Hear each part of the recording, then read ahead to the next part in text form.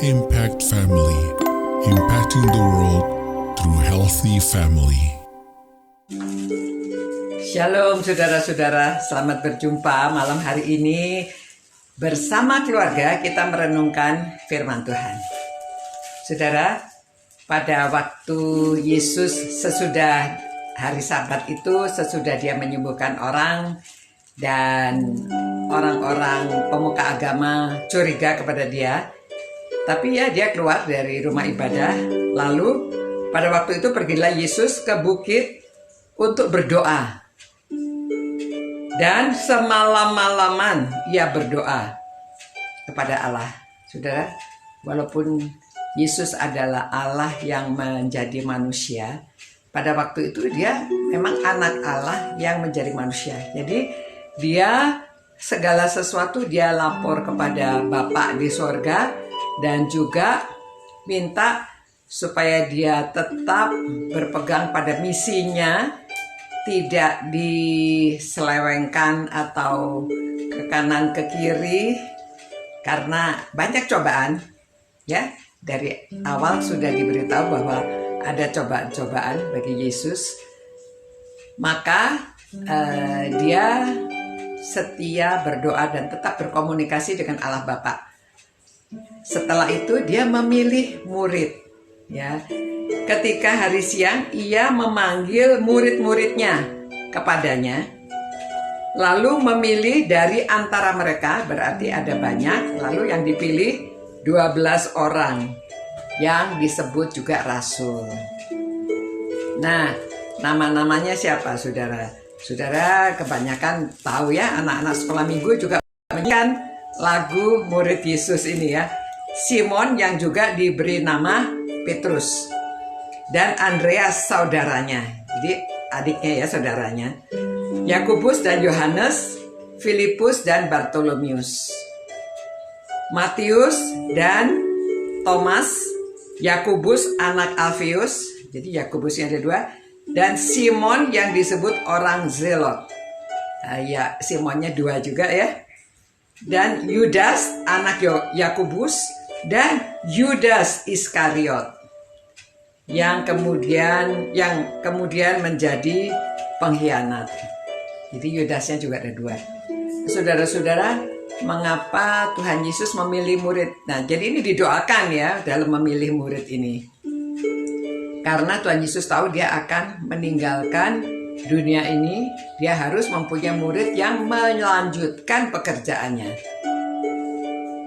Kita tahu semua kita akhirnya membaca firman Tuhan ini ditulis oleh murid-murid Yesus, dan juga dijelaskan apa yang dikerjakan, sehingga sampai sekarang ini di seluruh dunia ini ada orang-orang yang menjadi murid Yesus dan dapat memberitakan kabar baik kepada semua orang. Sampai ke pelosok-pelosok ya, sampai ke suku-suku, masih banyak suku-suku yang belum mendengar tentang Tuhan Yesus. Itu sebabnya kita masih terus memerlukan murid untuk melanjutkan misi Tuhan bagi dunia ini. Memang sudah pernah saya katakan bahwa Tuhan memakai manusia. Jadi walaupun Tuhan berkuasa untuk melakukan apa saja, tetapi manusia ini dihargai supaya manusia juga berkarya, manusia juga dapat merasa bangga, merasa dia juga bertanggung jawab untuk melakukan apa yang sudah dipesankan kepadanya. Saudara, memang memuridkan untuk khususnya dari segi pelayanan, memuridkan, mengajarkan mereka bagaimana hidup berjalan bersama Tuhan, dan bagaimana menjadi murid Tuhan untuk meluaskan kerajaan Allah. Namun kalau kita di keluarga juga perlu memuridkan anak. Anak-anak itu selain kita ajarkan hal-hal rohani sehari-hari juga ya, supaya anak-anak juga belajar menjadi dewasa, menjadi orang yang bertanggung jawab. Jadi yang mengajar siapa? Ya, orang tua. Ya, selain dia belajar di sekolah untuk pengetahuan, di rumah belajar pekerjaan kecil-kecilan ya, apa saja yang dikerjakan di rumah, termasuk cuci piring perlu diajar, termasuk Saya pernah pergi ke rumah seorang insinyur, saudara. Hebat pekerjaannya, menjadi orang pimpinan satu perusahaan yang besar. Tetapi di rumah itu sama anaknya mengajar hal-hal yang kecil. Misalnya dia mengajarkan tentang kalau pulang dari grocery, supermarket, pulang dari toko, dari pasar, ini dilipat, saudara. Dilipat ya, dirapihkan supaya pada waktu menyimpan nggak berantakan. Wah, dia belajar merapihkan, saudara. Dirapihkan, ada yang dilipat-lipat, ada yang dilipat menjadi segitiga ya, begini-begini. Lalu sesudah dilipat ini disimpan. Nah, saya lihat anak ini sekarang anaknya sudah bertumbuh besar, jadi rumahnya rapi ya. Plastik saja dilipat. Kalau sudah dilipat disimpan, jadi hemat tempat ya, tidak berantakan. Hal yang kecil-kecil kita ajarkan sampai dewasa, dia bisa melakukan.